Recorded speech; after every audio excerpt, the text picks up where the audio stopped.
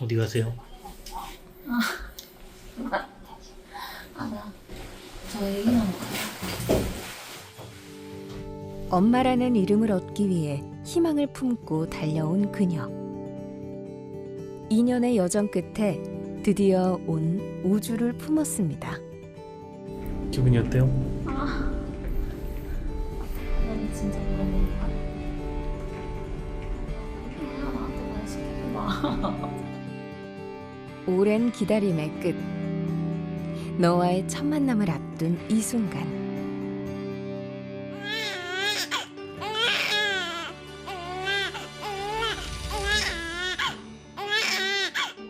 아들이고 3.18kg. 태어난 시간은 11시 59분. 아기 괜찮았고요. 안녕, 우주야. 2025년 1월 7일, 부부에게 우주라는 기적이 찾아왔습니다.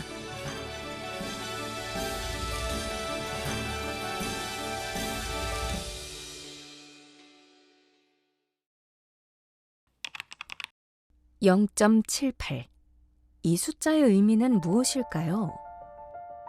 2022년도 대한민국이 기록한 합계 출산율로 한 여성이 평생 낳는 자녀의 수가 한 명도 안 된다는 의미인데요. 아이 없는 나라 세계 1위, 초저출산 국가라는 오명을 벗기 위해 정부에서는 다양한 대책을 쏟아내고 있습니다. 우리가 통계적으로 전문가들은 우리나라는 이미 인구 대체율, 그러니까 2명이 결혼해서 1명 이상은 낳아야 인구가 유지가 된다. 1.1 이하로 떨어지면은 인구가 감소한다. 그게 우리나라 83년도예요, 이미. 그때 이미 전문가들은 이대로 가면은 출산율, 그러니까 인구가 줄기 때문에 이제는 출산 억제 정책을 바꿔야 된다라고 얘기를 했어요. 근데 그때도 정치인들은 여전히 총 인구는 많다. 그리고 여전히 총 인구는 증가하고 있다. 1960년대 한국 정부는 덮어놓고 낳다보면 거짓골을 못 면한다는 구호와 함께 출산 억제 정책을 시작했습니다. 가구당 출산율이 2명대로 접어든 80년대에 들어서도 출산 억제 정책은 계속됐는데요. 그리고 수십 년이 지난 지금, 우리는 그 반대의 상황에 마주해 있습니다. 40년 만에 뒤집힌 패러다임. 1960년 합계 출산율 6.5명에서 2022년 0.78명으로 추락해버린 건데요. 실제로 출산율 저하가 이 회복하기 어려운 상태로 들어가고 나서야 정치인들이 그러면 이제부터 출산 증가, 출산 억제 정책 하지 말고 출산율을 올리는 정책을 해보자. 그때서야 비로소 그런 이야기가 나오고, 그 전까지 난임 환자들 치료받는 거는 당연히 애가 이렇게 많은데 네가 굳이 난임 치료받으려면 당연히 이 돈으로 해. 비급여였어요. 2006년에야 비로소 그 비급여의 일부를 정부가 지원해 주기 시작을 합니다. 그럼에도 불구하고 여전히 난임은 질병이 아니야. 굳이 그건 보험을 하면 안 돼. 그게 무슨 질병이야? 이게 보험의 영역이 들어간 게 2017년이에요. 2017년으로 말하면 우리나라에서 이대로 가면 인구 소멸 국가 1위다 라는 이야기가 난 지가 10년이 지난 후입니다. 저출산 문제로 인한 인구 국가 비상사태를 선언한 정부. 뒤늦게 출산 정책을 마련하고 있지만 한편으론 현실과 동떨어져 있다는 비판도 받고 있는데요. 추락하는 출산율을 멈춰 세울 방법은 없을까요? 출산율은 계속 떨어지고 있지만 난임병원은 오늘도 사람들로 가득합니다. 아이를 낳고 싶어도 낳을 수 없는 현실이 눈앞에 닥친 건데요. 병원에서 번호표를 뽑을 때부터 이번에도 안 되면 어쩌지? 라는 생각이 먼저 들어요. 시험관 시술이 익숙해졌다고 생각했는데 주사 바늘을 볼 때마다 온몸이 떨려요. 친구들을 만나는 게 점점 무서워져요. 누가 또 임신했다는 얘기 들을까 봐요. 남편은 괜찮다고 하는데 그 말이 더 미안해요. 괜히 나 때문에 우리가 이 고생을 하는 것 같아서요.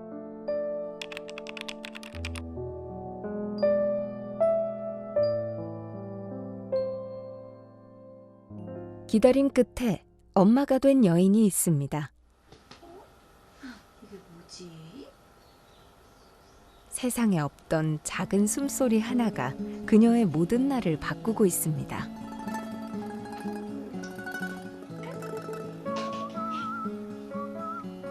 안녕하세요. 저는 올해 우주의 엄마가 된 김아름이라고 합니다.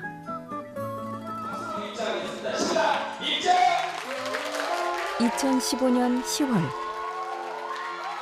5년의 연애 끝에 100년 가약을 맺은 두 사람.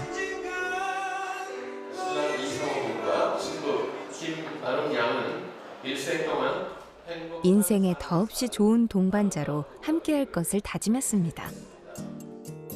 결혼 후 10년 만에 품게 된 아이. 하지만 여기까지 오는 길이 쉬웠던 건 아닙니다.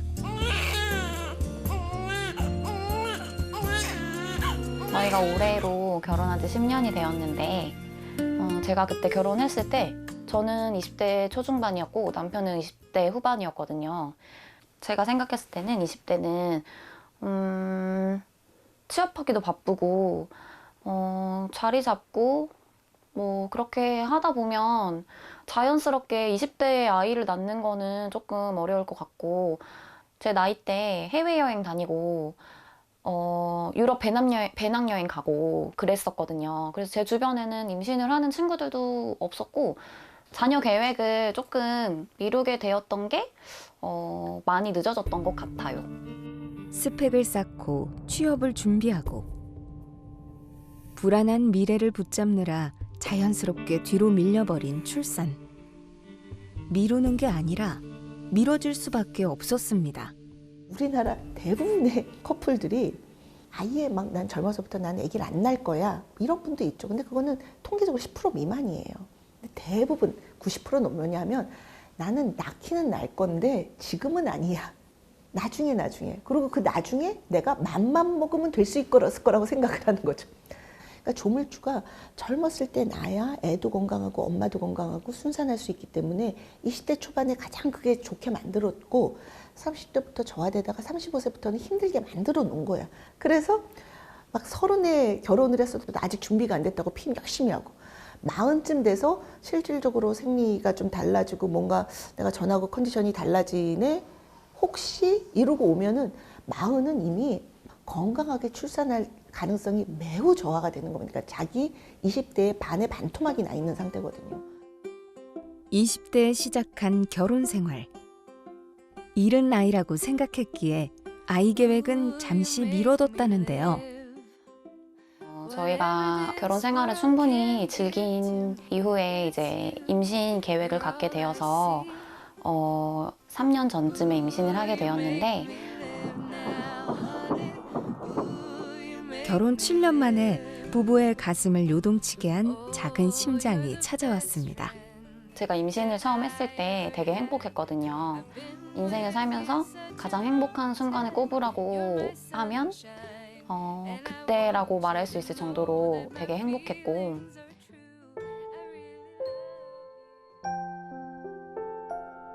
(9주차에) 병원 정기검진을 갔는데 아기 심장이 뛰지 않는다는 이야기를 듣게 됐어요.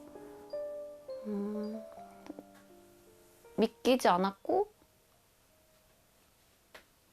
슬픔보다는 당황스러움이 되게 컸던 것 같고 그 당시에는 그래서 아이에 대한 간절함이 커졌던 것 같아요. 그래서 이제 자연 임신 시도를 했는데 잘 안 돼서 이제 난임병원에 가봐야겠다라는 생각이 들어서 병원을 찾게 됐던 것 같아요.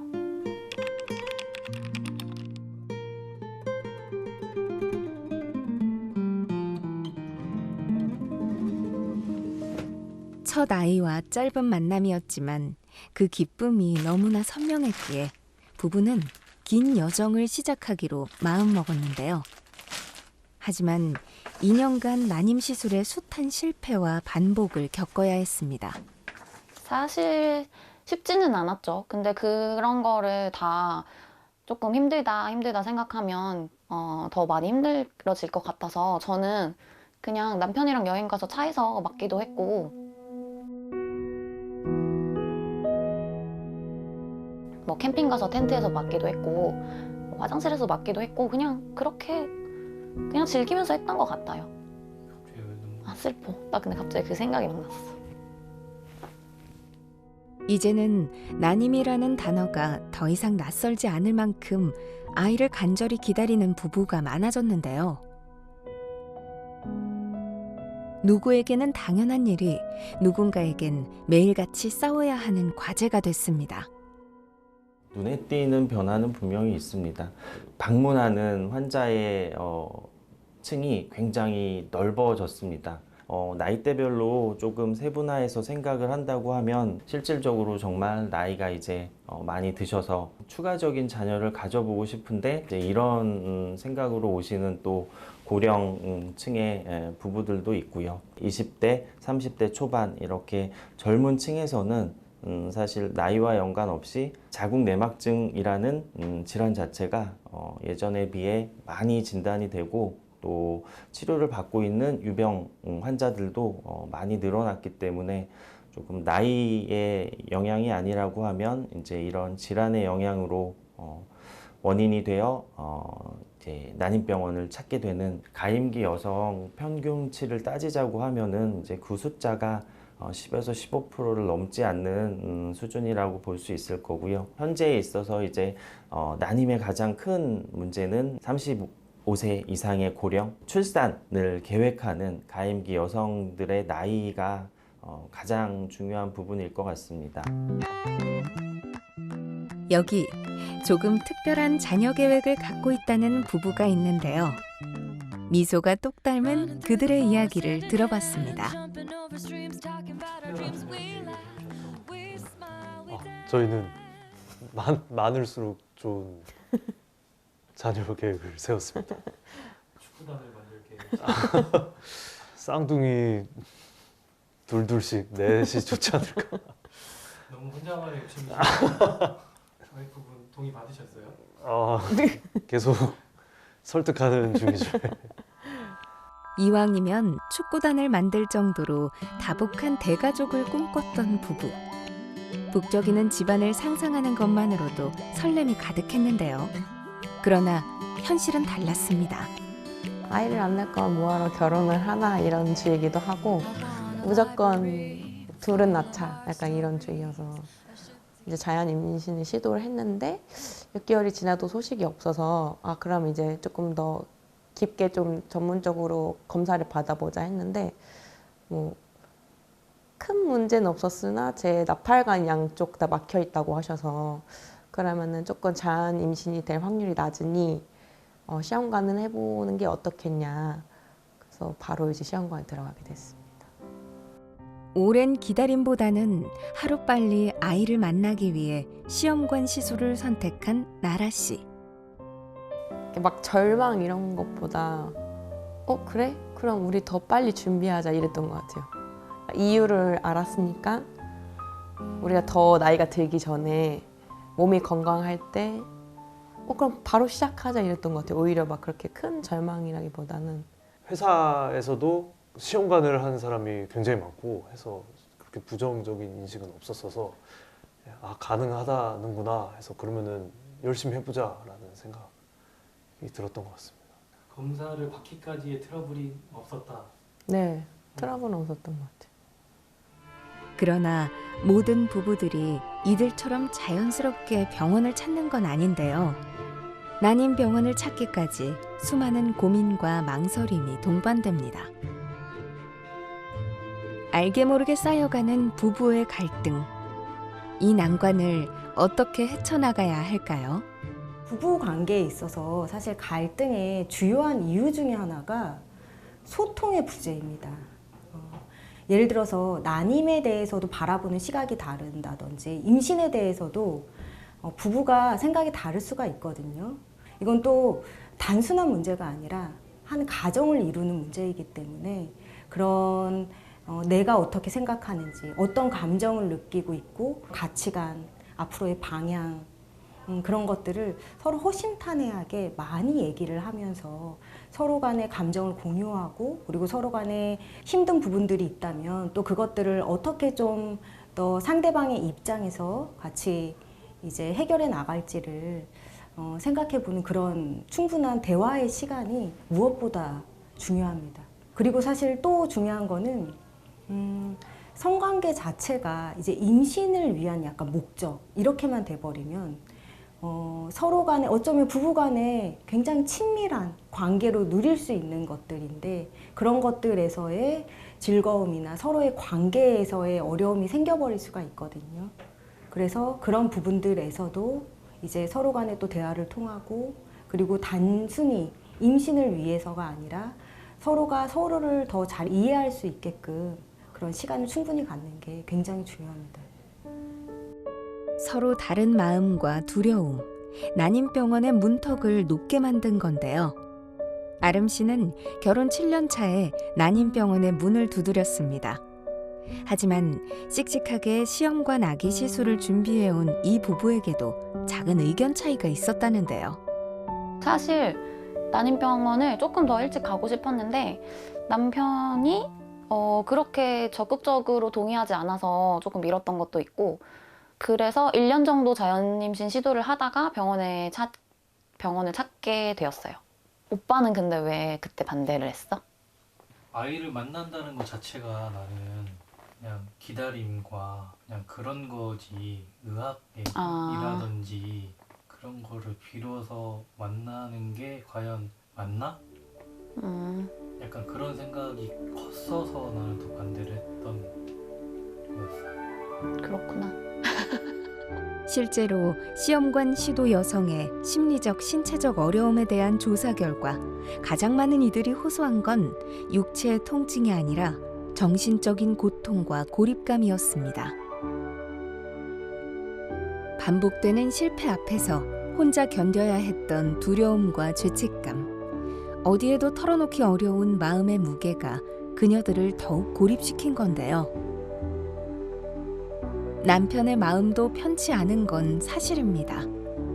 일단 제가 회사 생활을 하니까 계속 제가 이제 회식이 잡히면 트러블이 생기는 거죠. 저는 이제 계속 집에 있어서 계속 정신적으로 좀 도움이 돼야 되는데 어쩔 수 없이 잡히는 회식과 이직을 한번 했는데 이제 약간 그쪽은 좀 젊어져 갖고 시험관 이런 걸 잘 모르고 또 얘기할 상황도 아니고 하다 보니까 시험관을 하느라 이렇게 빼기도 조금 곤란하고 막 사회적으로도 곤란하고 집에서도 이제 좀 옆에 있어주지 못해서 미안하고 그러면서 이제 받는 스트레스가 상당히 컸었던 것 같습니다. 근데 사실 이제 직장 생활 하다 보면 어쩔 수가 없는데 어쩔 수 없는 거 알면서도 우리 지금 얼마 안 남았는데 그거 술 안 마시면 안 돼? 이렇게 또 저는 또 한마디 또 잔소리 하게 되고 근데 또 남편 입장에서는 아니 내가 안 마시고 싶어 또 어쩔 수가 없는 자리인데 약간 이러면서 그런 것 때문에 조금 약간 트러블이 있었던 것 같은데 지금은 뭐 그래 뭐 한잔 한다고 해서 뭐 큰 변화가 있겠어 이러면서 어차피 살아날 애들은 뭘 해도 살아남을 거야 이러면서 약간 이제 여유가 생기긴 했는데 그래도 이제 또 제가 그 기간에는 조금 예민해지니까 남편도 웬만하면 이제 회식 자리도 조금 일찍 오려고 하고 그런 맞춰가는 과정이 조금 힘들었던 것 같아요, 초반에는. 난자 채취 시술을 위해 부부가 함께 병원을 찾았습니다. 아침 일찍 오셨는데 컨디션 좀 어떠세요? 어제 일찍 자서 컨디션은 괜찮아요. 남편분은 좀 기분 어떠세요? 좀 떨리죠. 잘 돼야 되는데. 네 번째라고 들었는데. 네. 이번에는 돼야 합니다.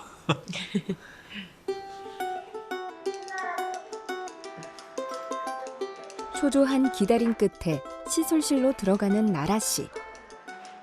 애써 괜찮은 척 해보지만 매번 마음의 부담이 큰 시술입니다. 이번엔 좋은 결과가 찾아올까요? 채취는 오늘 한 24개 정도 했는데 이게 많이 나온 게 또 좋은 건 아니긴 하거든요.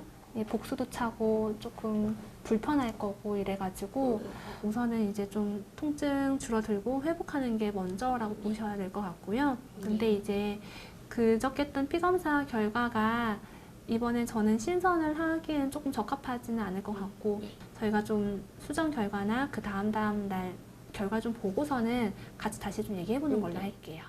젊으면 사실은 이제 빨리빨리 임신이 되겠다라고 좀 생각을 하는 기대감이 없지 않은데 이분은 그럼에도 불구하고 5일 배아까지 가는 확률이 매우 저조했던 분이시거든요. 낮았어요. 그래서 이번에는 우선 최대한 분모를 크게 함으로써 난자를 많이 채취함으로써 조금 더 배아 생성을 유도를 하는 것이 필요하겠다라고 생각이 들어서 약제를 써서 오늘 반응을 봤더니 목표했던 것보다 조금 더 나오긴 했는데 20개 정도의 난자가 나오긴 했습니다. 시험관 아기 시술의 시작. 난자 채취는 어떤 의미를 가질까요?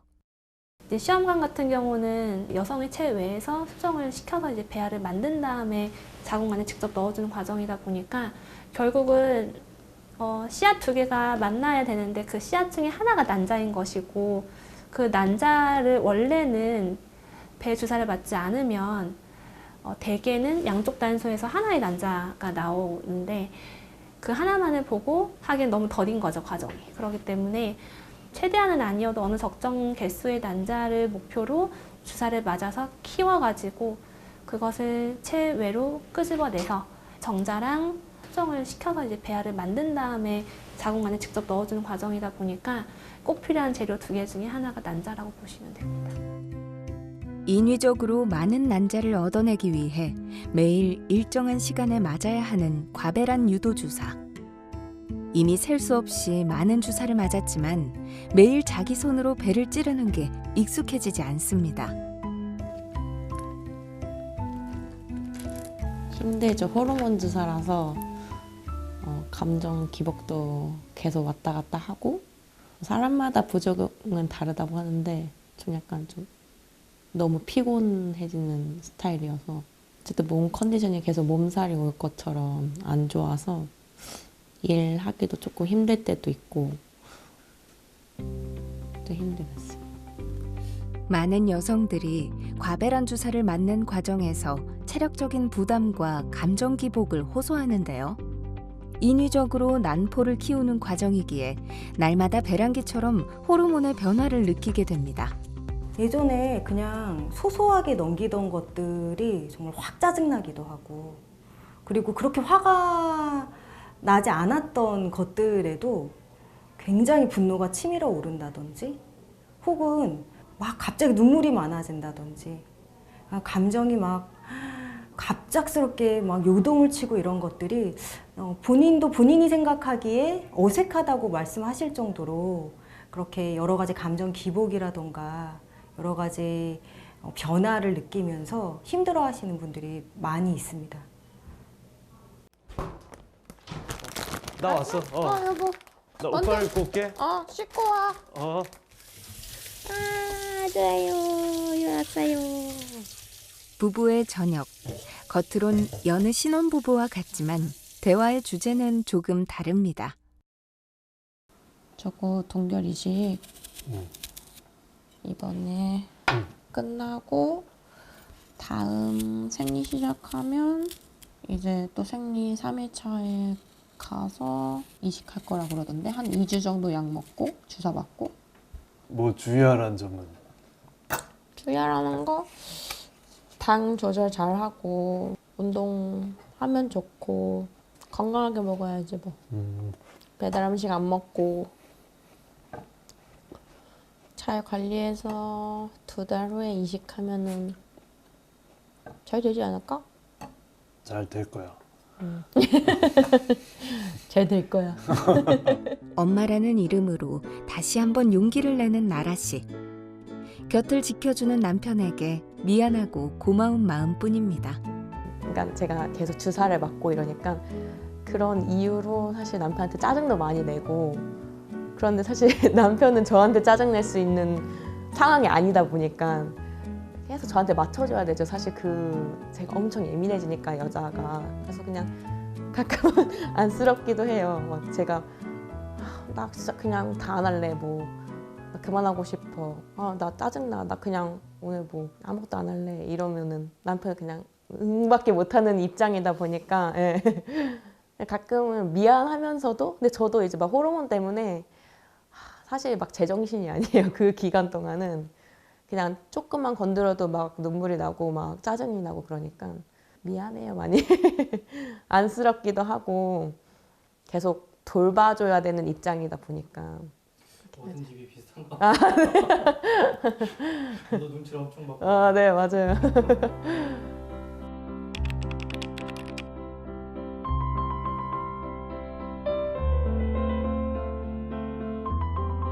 긴 여정이기에 장거리 마라톤이라 불리는 난임치료.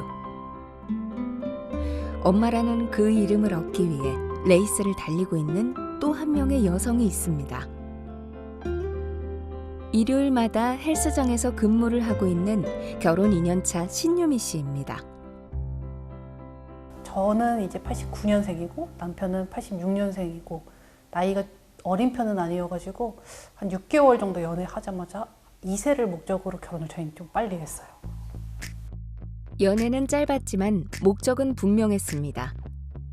출산을 위해서 부부에게 더 이상 망설일 시간은 없었습니다. 아이에 대한 어떤 생각이 좀 많으셔서 빠르게 연애 때부터 아이를 갖자. 저희는 약간 그런 거는 생각을 안 해본 것 같아요. 그냥 결혼하고 아기 낳고 세 식구, 네 식구 단란하게 사는 게 당연했던 것 같아가지고 한 번도 왜 아이를 가져야지 이런 생각은 안 해봤어요. 한 살이라도 빨리 어릴 때 엄마가 되고 싶은 마음이 컸었죠. 좀 결혼하시고 바로 자연인 시대로 좀. 네, 결혼하고 6개월 시도하고 바로 병원으로 간 케이스예요. 늦은 나이에 시작한 결혼이기에 신혼을 즐길 새도 없이 난임 치료를 시작했습니다. 시험관 채취로는 어제까지 해서 7회차 했고 이식으로는 4회차. 도합 시험관 시술로는 11회차가 됐어요. 사실 그녀의 본업은 따로 있는데요. 난임 치료를 하며 부업까지 병행하는 이유가 있답니다. 평소에는 제가 도면 그리고 설계하는 업무 하고 있고요. 저희가 부부가 되게 행복한 일인데 결혼식을 올리자마자 청약에 당첨됐어요. 운 좋게 아파트를 당첨하고 계약금을 내려고 보니까 아무래도 신혼부부가 결혼함과 동시에 모아놓은 자금이 없다 보니까 대출을 좀 많이 끌게 되더라고요. 그 대출과 시험관을 같이 부담을 하려다 보니까 아무래도 집안 가계에 도움이 되려면 투잡이 필요하더라고요. 실제로 결혼 후 자녀 계획을 미루는 이유에 대한 조사 결과 경제적 불안정 및 주거 부담이 가장 큰 요인으로 뽑혔습니다. 안녕하세요.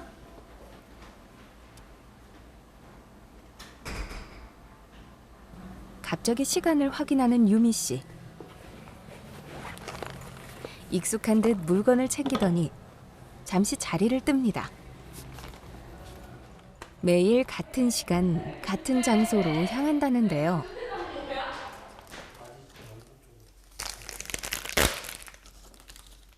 정해진 알람처럼 매일 반복되는 이 시간. 과배란 주사를 맞는 시간입니다. 수차례 반복한 일상이기에 능숙한 솜씨로 주사기를 다룹니다. 채취를 준비하는 과정에서는 평균적으로 하루 한 2-3대 정도, 채취 직전 날에 난포 터지는 주사 포함해서 5대 정도, 그리고 이식 준비하는 동안에 아침 저녁 하루 2대 정도. 회사를 다니시면서 네. 주사를 맞으시는 게 그렇죠. 시간 맞추는 게 많이 어렵죠. 화장실에서 몰래 맞으시는 맞아요. 분도 계시고 그럴 때 조금 더 조금 서러운 느낌이죠, 약간. 시간이 되면 어느 장소에 있든 꼭 주사를 놓아야 하기 때문에 화장실에서 주사를 놓기도 한다는데요. 주변의 눈치를 감당해내는 게 쉽지 않습니다. 초반 한 1년까지는 회사에 양해를 구하면서 다닐 수 있는 상황이 되던데 기간이 길어지니까 아무래도 눈치가 많이 보이긴 하더라고요. 어떤 점에서 눈치가 가장?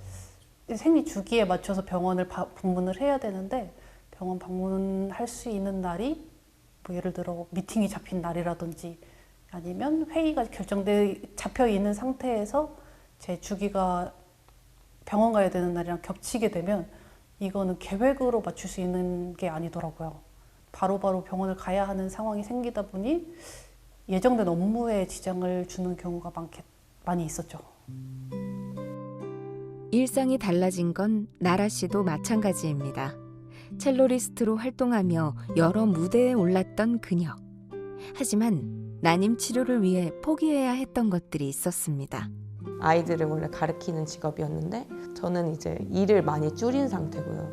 그러니까 이게 뭐 난임 부부들의 최대 난관이라고 하는데요. 정말 알 수가 없어요. 나의 스케줄을. 이 주사의 용량에 따라서 난포의 크기가 얼만큼 자라지는 선생님들도 계속 초음파로 확인하시거든요. 거의 이틀, 3일에 한 번씩, 길게는 일주일에 한 번씩 이제 계속 병원에 가야 되니까 이제 체력적으로도 힘들고 제가 계속 수업을 빠져야 되는 경우가 있으니까 그걸 양해 부탁드리기도 좀 사실 매번 그러기도 좀 민망한 상황이라서 연주 같은 경우도 사실 연주 다 잡아놨다가 갑자기 또 시험관 들어가는 바람에 갑자기 이제 이번 연주 못할 것 같다 이렇게 취소되는 경우도 꽤 많았었어요. 가끔 무대가 그립지만 꿈꾸던 커리어는 잠시 멈추고 기적처럼 찾아올 아이를 기다립니다. 아이들을 돌보는 보육교사였던 아름 씨도 난임 치료를 위해 일을 그만둘 수밖에 없었다는데요. 보육교사라는 직업 특성상 학기를 시작하면 1년의 마무리를 해야 되는데 중간에 임신을 해서 불가피한 상황으로 퇴사를 하게 되면 대체 인력을 구하는 게 조금 어려움이 있어서 원장님들이 임신한 교사를 꺼려했던 것 같아요.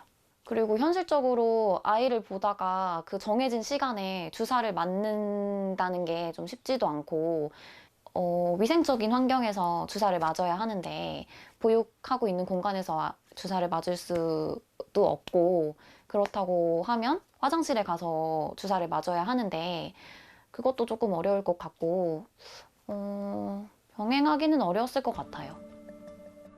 정책 지원은 늘었고 사회의식도 예전보단 나아졌습니다. 그러나 아직도 난임 부부들의 현실은 녹록지 않습니다. 정책이 바뀌었다고 삶의 조건이 바뀐 건 아니기 때문입니다.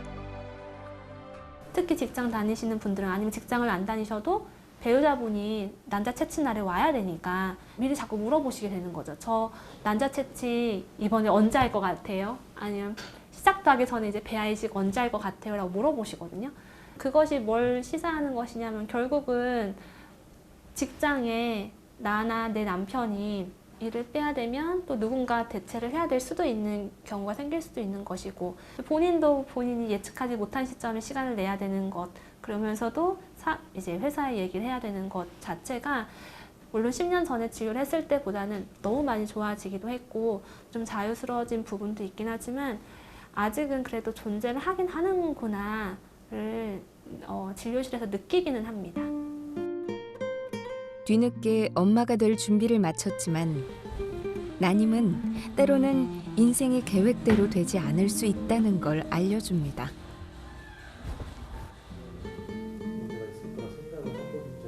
단 한 번도 없었죠. 저 되게 운동도 좋아하고 마인드도 좀 건강한 편이라고 생각하고 살아왔어가지고 한 번도 내가 뭐 임신이 어려울 거라던가 이런 생각은 해본 적도 없었던 것 같아요. 단 한 번도. 뭐 난소 검사라든지 이런 거 네. 건강 검진을 따로 받아보신 적도 네네. 없으셨나요? 그냥 보통의 직장인 건강 검진을 받아왔었고 딱히 문제가 있었던 적도 없었고요. 건강상에도. 그렇다면 난임이 증가하는 이유는 뭘까요? 근데 지금 우리나라는 그 원래도 있는 난임 환자가 늘어나고 있는 게 아니고 원래는 난임 환자가 아니었던 사람들이 임신되기 어려운 나이가 돼서 원래 가입력이 떨어지는 게 당연한 나이가 돼서 그때 가서 임신을 하겠다고 해서 명백하게 노화랑 관련된 거예요. 노산, 특히 여성의 나이. 아기들을 낳기 좋은 나이, 그게 10대 후반, 20대 초반. 그때 임신을 안 하고 30대, 40대가 되면 원래 임신이 안 되게 생긴 거예요. 우리 인간의 몸이. 그래서 35세 이후가 되면 임신도 잘 안 되지만 돼도 자연유산 가능성이 높아져요.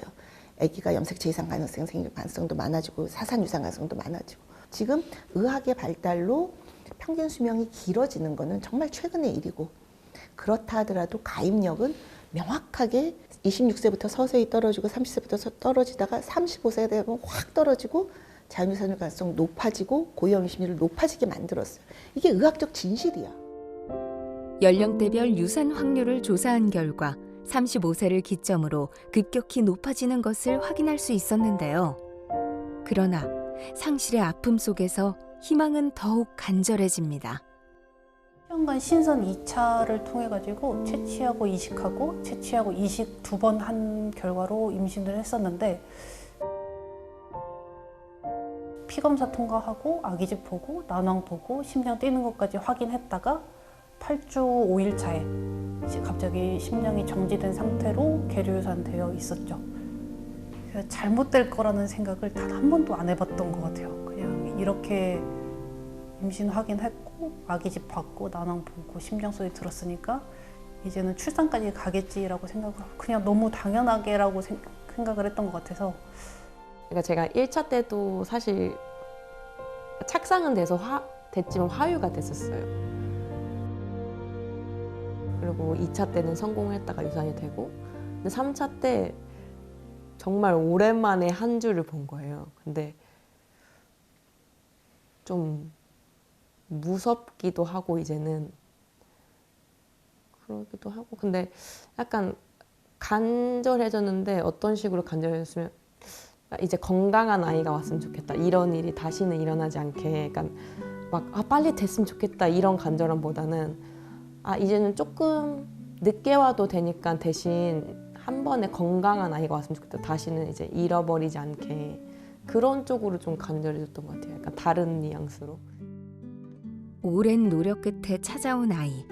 기뻐할 새도 없이 엄마의 품을 떠났지만 짧았기에 더 또렷했고 짧았기에 더 간절해졌습니다. 간절함이 어쩌면 희망이 되기도 하고요. 그리고 간절하기 때문에 뭔가를 더 노력할 수 있잖아요.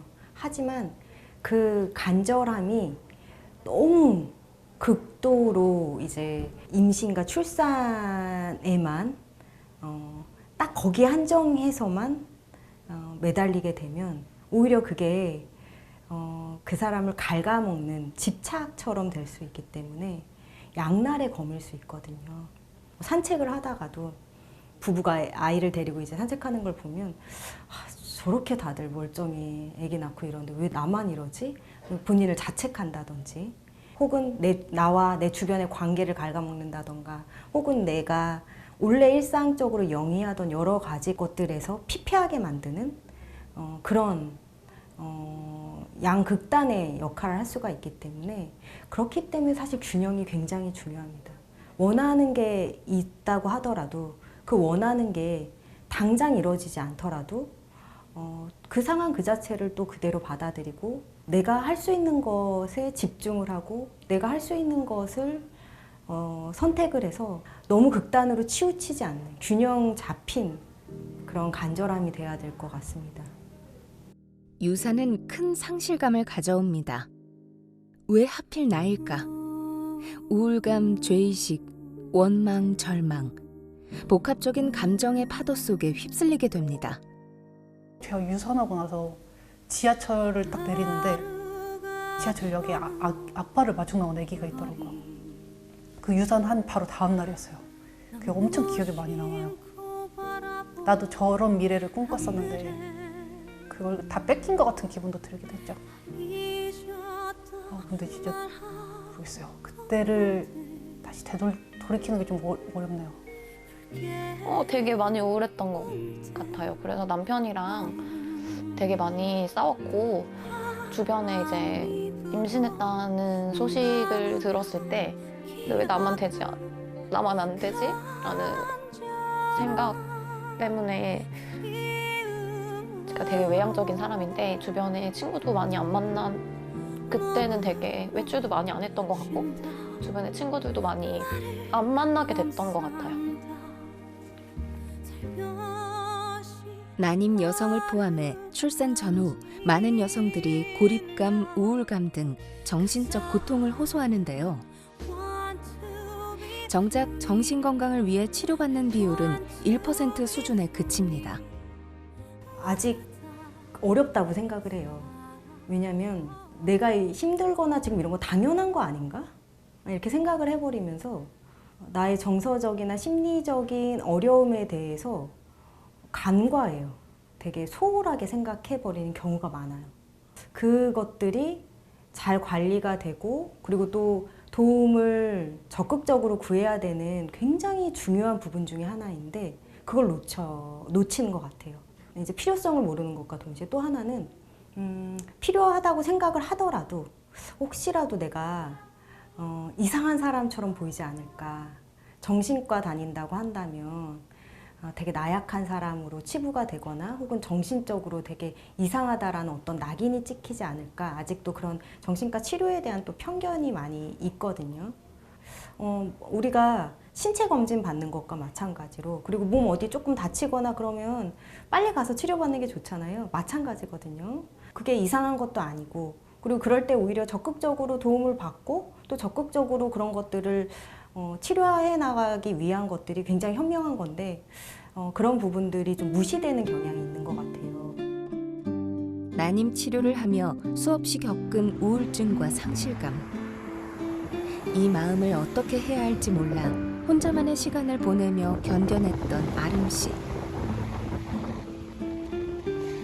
그냥 조금 쉬면 괜찮아지겠지라는 생각도 했었고 제가 우울하다는 걸 인정하고 싶지도 않았고 그래서 조금 찾아가지는 않았던 것 같아요. 그때 도움을 받았다면 혹시 조금 더 도움이 됐을 거라고 생각하는지? 지금 생각해보면은 도움이 됐을 것 같아요.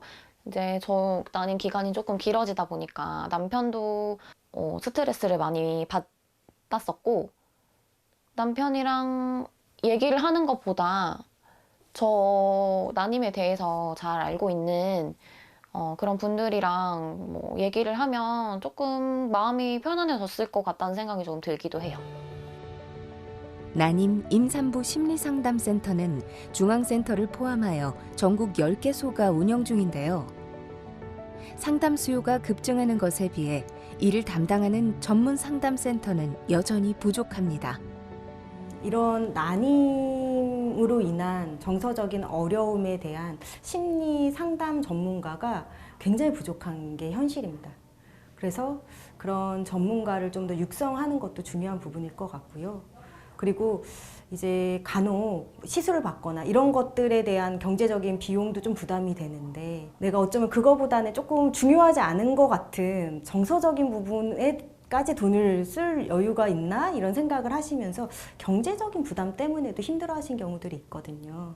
그래서 가능하다면 그런 부분들도 좀 지원을 받을 수 있는 그런 제도라든지 그런 지원 체계 같은 게 좀 종합적으로 잘 이루어져야 되는 게 중요한 부분 같습니다. 이제는 희망을 기다리는 게 아니라 미리 준비하고 지켜내야 합니다. 난임 예방 어떻게 해야 할까요? 당연히 난임을 예방해서 난임 환자가 줄면 좋죠. 그건 정말 이상적일 거라고 저는 생각을 하는데 왜 난임 진료를 받게 되는지를 살펴봤을 때 예방이 가능한 게 있고 가능하지 않은 부분이 또 존재한다고 저는 생각을 하긴 하거든요.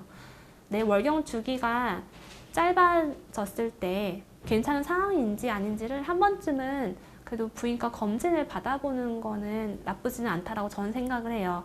물론 이제 결혼 전에 진료받는 것은 당연히 쉽지는 않은 부분이긴 하고 저 또한 그러기도 했었는데 진짜 대학병원 진료를 볼 때도 주기가 짧아져서 예약하고 오시는 젊은 친구들이 있어요. 진료를 보면서 생각을 하는 게 그래도 이 여성분이 어린데 되게 똑똑하구나, 되게 야무지네 라는 생각을 솔직히 하게 되거든요.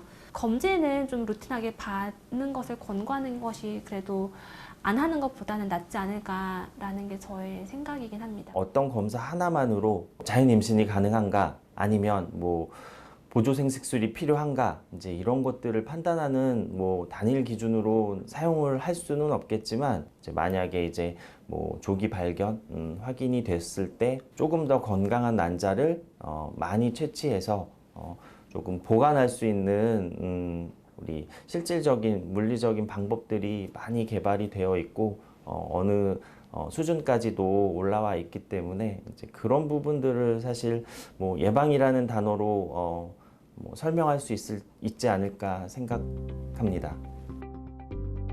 2025년 정부에서는 난임 예방을 위해 미혼자를 포함한 20세부터 49세 남녀 누구나 가입력 검사 비용을 지원하고 있는데요. 선진국들은 저출산 문제에 어떻게 대처하고 있을까요? EU 회원국 중 출산율이 가장 높은 프랑스의 난임 예방책은 남다릅니다.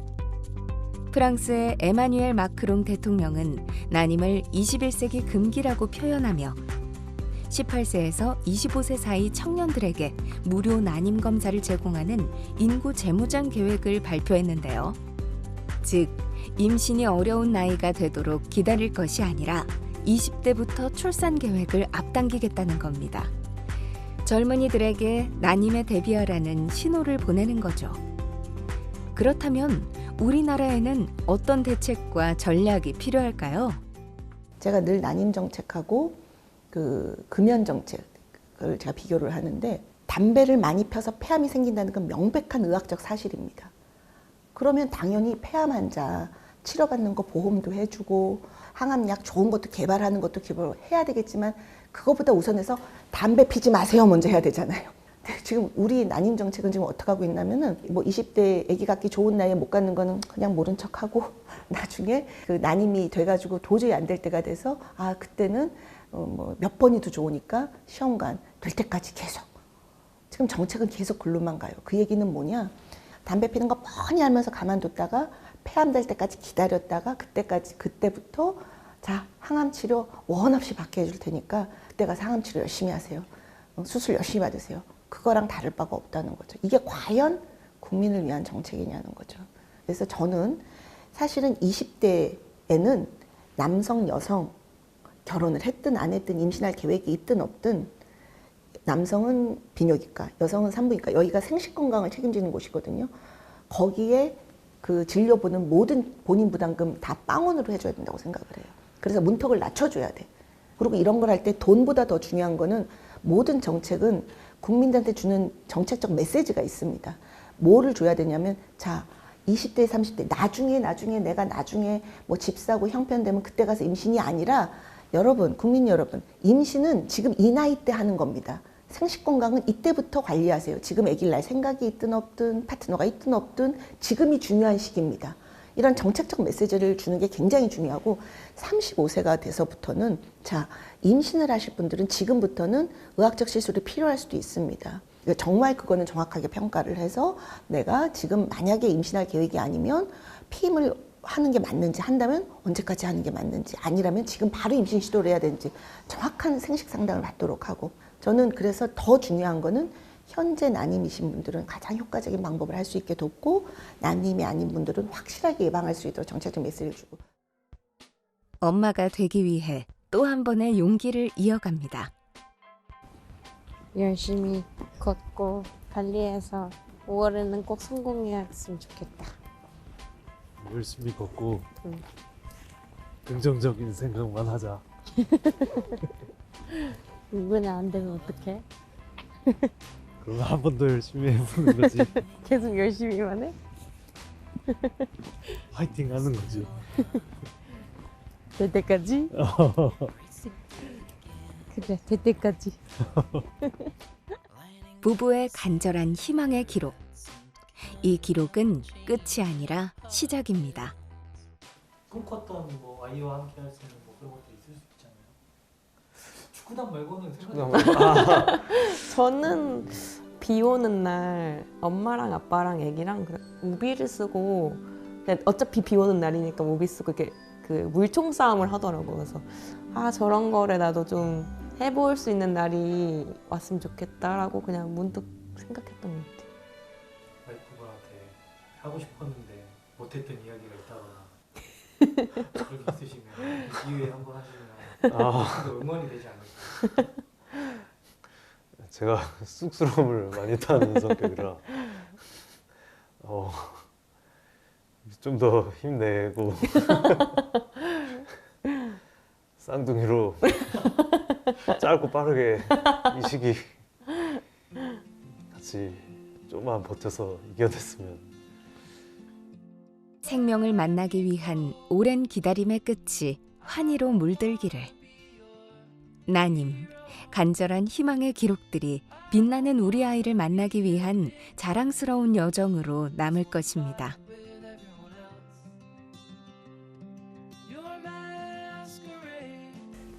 PGT 검사가 아직 지금 정부에서 지원하지 않은 비급여 항목으로 분류가 되어 있어서 그 부분을 정부 환자가 본인 부담으로 내고 있는 상황인데 염색체에 문제가 있는 부모가 있어요. 그런 경우는 PGT가 필수다 보니까 이런 검사를 하고 이제 문제가 있을 경우에는 급여 항목에 포함이 된다든지 이런 부분이 좀 개선이 되면 좋을 것 같더라고요. 시험관이 아직 우리 사회에 잘 모르고 있는 분들이 많아갖고 되게 막 시험관을 한다라고 하면은 이거 어떡해부터 사실 지금은 반응이 나오는데 좀 더 시험관에 대한 부정적인 인식들이 좀 사라졌으면 좋겠고, 근데 힘든 거는 맞지만 아이 갖기가 힘든 가정에 되게 선물 같은 거고. 시험관이 없었던 시절에는 정말 사실 이유도 몰랐을 테고 이런 거 할 수 있는 기회조차가 없는 건데 이제는 정말 의학이 발달한 거니까 오히려 좀 이용해야 된다고 생각해. 이쁜 아기 가질 수 있는 기회가 정말 많은 거니까 하루빨리 젊었을 때 시도해서 건강한 아이를 많이 낳자. 근데